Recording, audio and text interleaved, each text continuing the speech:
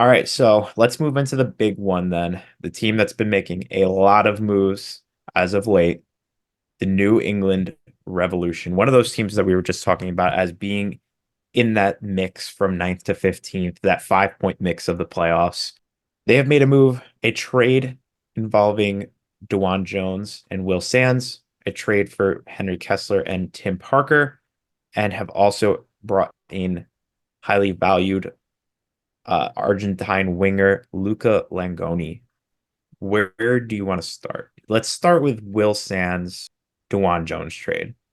So the trade for DeJuan Jones means that the Crew will get DeJuan Jones from New England Revolution, and New England in return will get Will Sands and 600,000 of GAM, 300,000 guaranteed in 2024, 300,000 guaranteed in 2025, and more confusing MLS stuff in there. I don't really know. Just 600,000 in GAM and Will Sands. I'll be honest, I think Columbus have fleeced here. I think it's dastardly that they're allowed to continue to improve their team like this. It's disgusting. It's terrible. Like, can we put a transfer ban on Columbus? This is getting ridiculous at this point. As if Wilfred Nancy needs more assets to work with. He just added one of the best left backs in the league. And I know they don't I don't think they play with four in the back. I'm not 100% sure. At least they didn't last year. They don't. But he should still be fine if he's playing as a wing back. It's disgusting, but I think the direction of the move makes sense for New England, but I just feels like maybe they could have gotten more out of it. I know they're trying to clear cap, and they definitely do that in this case because Will Sands takes up like zero salary cap. But 600,000 in GAM, considering Jaquil Marshall-Ruddy just got traded for 1.3 million in GAM, feels a little bit low. What are your thoughts? No, so this was, how do I phrase it? This was a straight up, we are going to prepare for the up and coming assertion, if you will, of Peyton Miller, right? They are all in on Peyton. He's been playing a very, very large amount of games. Yeah, he started all three Leagues Cup games, and he just got kind of put into the MLS mix. And he had an assist in his first two games in MLS. Not to mention playing basically every minute of Leagues Cup until he got injured. And this is where it's going to backfire on them. They were all in on him. Will Sands was going to be coverage in case, for whatever reason, Peyton didn't pan out. Now Peyton Miller is injured, and I don't know what the extent of that injury is just yet. I don't think anything's been released, but they were all in on Peyton Miller. So what do? They go ahead and say, okay, DeJuan Jones, you are, I don't know if I'd say surplus to requirement, but we have a lot of plans in place long term. We want to free up some cap space for that. We'll let you go. We'll get a left back in return, and we'll get a whole bunch of roster flexibility in GAM, not to mention his salary off the book, right? I think he was like the fourth highest earning left back in the league. The only person really willing to take that on is Columbus, and bing, bang, bosh, there you go. You got yourself a trade. I don't mind it, right? We're talking of a New England side that is still pushing for the playoffs. And again, they're definitely in it. No doubt about it. They've played 23 games. They still have 2 games left. They could win their next 2 games and be in the playoffs, like once they catch up to everybody else. So they're not out of it at all, but they're also have an eye on the future. And, with the window closing and the way that they wanted to do things, they had to pull a trigger here, and they did. So I don't hate it, and I know Caleb Porter likes Will Sands from his time in Columbus, or I'm sure he does. That's why he was taking that move in and entertaining that idea. But I think it's time to start moving on from players with value at the right time for New England, right? This isn't a win now team. They can get into the playoffs and make a run, sure, but what's going to happen next year? You're going to bring back the same group and run it back again and try and sneak in? No, you want to start prepping for it, right? So to do that, you need roster flexibility. To do that, you need to bring in the youth players. And Jones is a great player, right? I think we constantly rate him in the top 5 of his position every year. And that doesn't change with his move to Columbus. But this is the necessary I don't want to say necessary evil, but the necessary steps you need to take in a salary capped league where you need to make decisions like this that are for the benefit of either the long term or the short term. And I don't hate it. I don't. I think it will benefit New England in the long run so long as Peyton Miller is healthy. He left the League's Cup game in a boot on last Thursday. Yeah, I mean it's a move in the right direction for them, I think. It makes sense for them to kind of after all this turmoil they've had since the Bruce Arena stuff last season to just kind of hit the reset button. It's just like the trade obviously is worse considering the fact that Peyton Miller got hurt immediately right after it, which is Mm-hmm. just it's not their fault. It's just unlucky, but the reality is it just makes the trade a lot worse because that was, like you said, a huge part of the trade was freeing up time for Peyton Miller there, which probably not going to see much of that this season.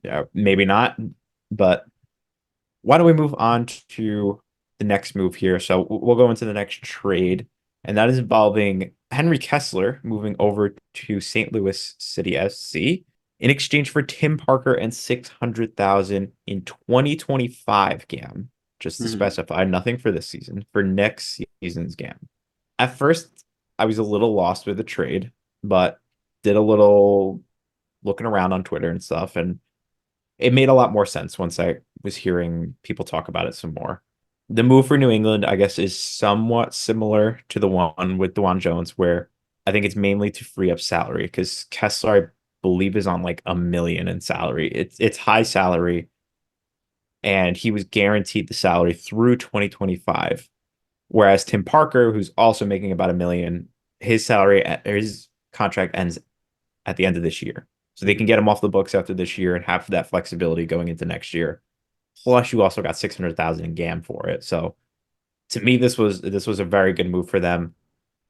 It makes sense to move on from Kessler and give yourself the flexibility and more money to work with next year when you can kind of reset and look for something new. And I'm sure Parker will probably move on after the season unless they can get him back on a much cheaper deal. But I don't think Tim Parker is in the direction that this team wants to go. So it's just a way to get money off the books faster. I don't know if I necessarily just agree with that. I think you're looking at a team that Henry Kessler, and I like Henry Kessler. I thought he brought a lot of fun there. I don't think Caleb Porter rated him. I think there was a big center back controversy between Dave Romney, Xavier Arriaga, and Henry Kessler. And yeah, I mean there was a series of play there where he was on the bench and didn't make it in there, and they had a pretty good run of form. Then he kind of comes in and he's starting, not starting, starting, not starting, starting, not starting. So going from a day in, day out starter to kind of rotating and flexing in there, that's not thrilling. I wouldn't love that as a player myself. And I do think that, I mean, you're looking at teams, it's St. Louis and it's New England who have conceded, I mean, 47 and 46 goals apiece. And that is by far and away like bottom quartile of the league, right? It may have just been that they need a fresh start and they could show out and be really solid. But if you look at the New England makeup of center backs right now, it is not a young group, to put it Say lightly. it. Say the line. It's not a young group. There are a lot of people who um, they find themselves on the wrong side of a certain number. Oh, come on, just say the line. I won't give you the satisfaction. Andrew Wrong Fowler side of 30. Andrew Farrell's been playing since he was about 3. So, I mean, I don't know how many more years he's got left. Jonathan Mensah at 34 is very sparsely used. They got a 19-year-old center back. Dave Romney's 31. Parker's 31. Xavier Arriaga is 29. So, where they go from here, I have no idea. But I'm not so sure that they don't try and keep hold of him if he plays well this year. Because right now they've got a center up. They've got a center back problem where they are conceding lots of goals and they need somebody to stop that. Tim Parker, very experienced, very no nonsense, very sort your crap out and let's get it done, right? If he shows the leadership skills that we know of him to have and at Red Bull and St. Louis and all the other places he's been at, Vancouver and such, I'm not shocked if he doesn't come back and they release Mensah and he's part of that group again on a cheaper deal. I don't think that they're going to give him designated player money or anything, but he's 31. He's definitely not quite finished yet. I mean, Tim Ream at 37 just joined the league and everybody's buzzing about him, right? So I think he's got years to give. I wouldn't necessarily say that he's not in their plans, but I also would not be, I wouldn't be shocked with anything come 2024-5 off season for New England with all this roster space and ready to make some moves because this team needs a lot of rebuilding. Yeah, add to the fact that every single one of those center backs that you talked about, besides Thiago, the 19-year-old, all their contracts end after this year. So Oh, do they really? yeah, so it will. You could be right in that he could be potentially be in the mix. I would say at most they probably keep two of these guys just based on whoever they think performs the best and is willing to take a reasonable contract. But I don't see them splashing. What actually, I won't say that. Maybe they splash money to bring one of them back. I'd say probably between Parker and Romney, but we'll see. Or possibly Arriaga. I keep forgetting about him. Okay, all right. So then let's move on to the last move that they've made for splashing a lot of money to bring in the Boca Juniors 22-year-old winger Luca Langoni. 6.2 million euros spent to bring him in. Don't ask me the conversion. I forget. It might have been like $7 million. Come on, nerd. What do you think? What do you think of the move? Clearly, I think it fits the theme of the moves they made this summer. But what do you think of the fee spent, his potential, what he's done so far in his career? This sort of move makes me really glad that Red Bull don't just go spend money on anybody. You're dropping $7 million, give or take, according to Connor's very accurate transition, on a dude as a 22-year-old winger whose best contribution. I mean, he had a decent showing in 2022. Decent showing at 6 goals, 6 goals in 950 minutes or so. He hasn't played a single year over 1,000 minutes.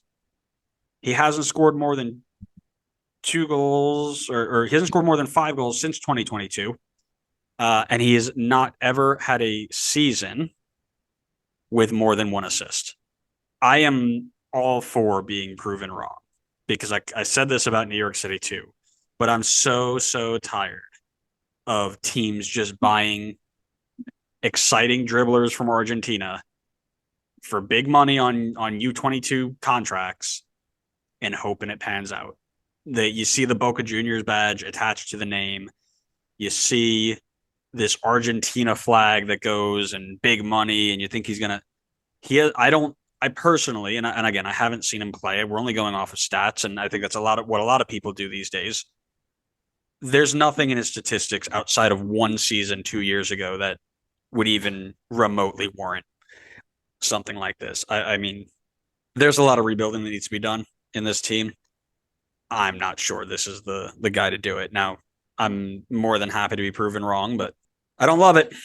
It's a move in the right direction for them, considering all the other moves they're making, where you're looking for flexibility to build up a team for next year and get some potential. But I agree with you. This feels like a massive overpay. And it's not the only one, like you talked about, that we've seen lately.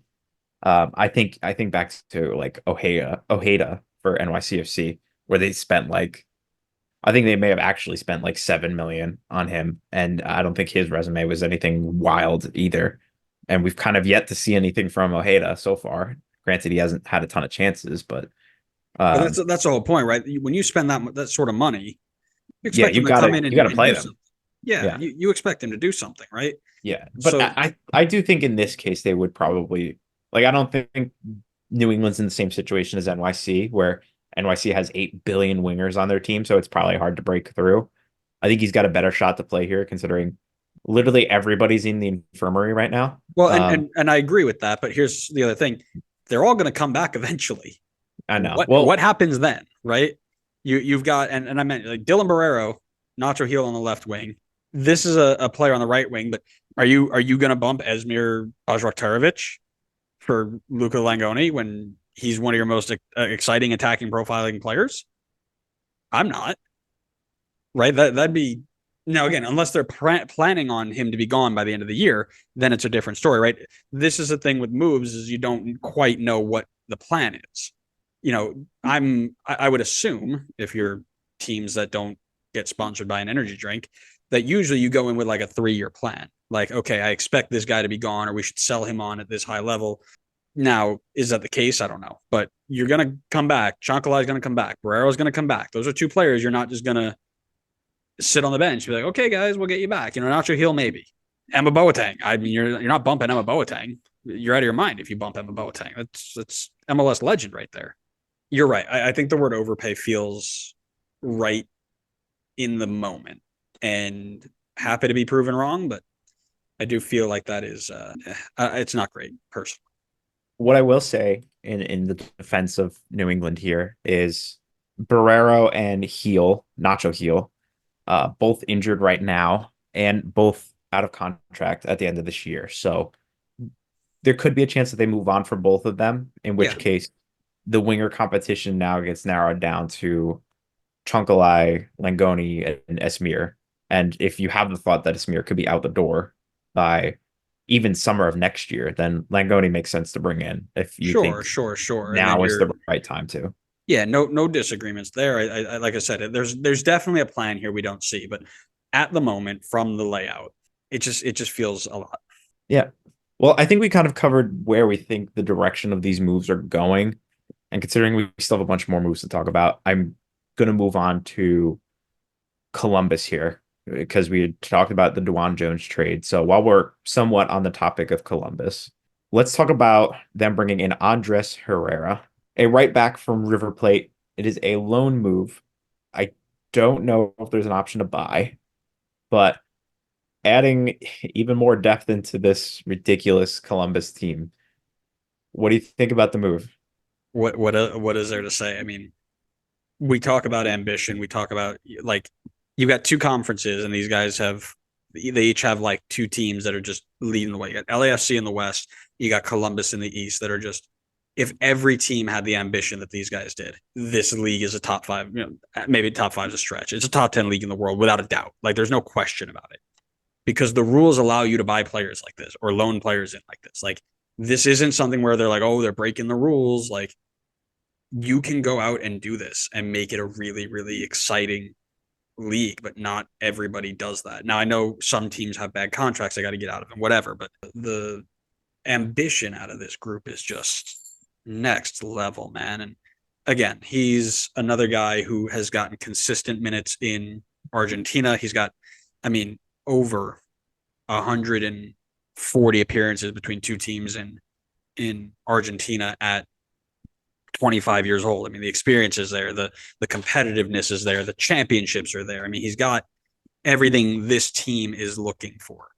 And I'm speechless at how driven this Columbus team is to get better year over year over year. Yeah, I like the move for them, not because necessarily the right wing back spot has been a problem for them. I mean, it's hard to pick any position on the field that's been a problem for them, but I think it gives them more of a defensive option there as opposed to whether it's like Arston or Farsi playing there, who's great going forward, maybe not as good going back. So I think Herrera gives them an option there where they can be more defensive, or even maybe just an option to go four in the back and just play a flat line. So I think it's good to give them flexibility. It's great depth, as you mentioned, great experience to bring in as well, even if it's not experience within this league, just a very experienced player in general. Yeah, I fully agree with you. They're pushing, they're moving the envelope, or what's the saying? It's like, Pushing is the it envelope.